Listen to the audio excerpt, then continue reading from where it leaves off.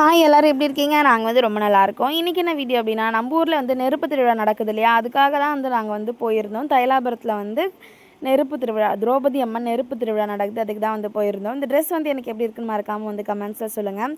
ஊருக்கிட்ட போகும்போதே கோயில்கிட்டலாம் வந்து செம்ம கூட்டம், செம்ம டிராஃபிக்காக அது. நாங்களே எவ்வளோ கஷ்டப்பட்டு தான் உள்ளே வந்து போனோம்.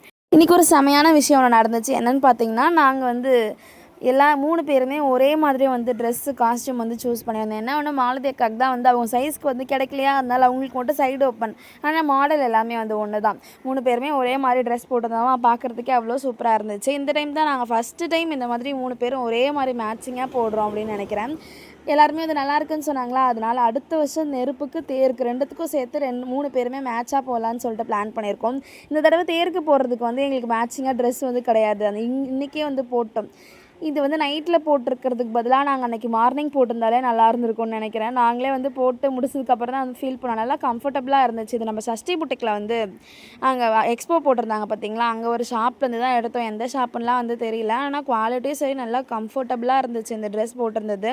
அதுக்கப்புறம் நம்மளும் கோயிலுக்கு வந்து சாமி பார்க்குறதுக்கு வந்து போயாச்சு. தேரும் வந்து சூப்பராக நடந்துச்சு. நாங்கள் லேட்டாக போனோமா, அதனால் எங்களுக்கு வந்து இடம் கிடைக்கல. நாங்கள் வந்து பின்னாடி தான் நின்றுருந்தோம். நெக்ஸ்ட்டு பார்ட் 2 வீடியோவில் பார்க்கலாம். பாய்.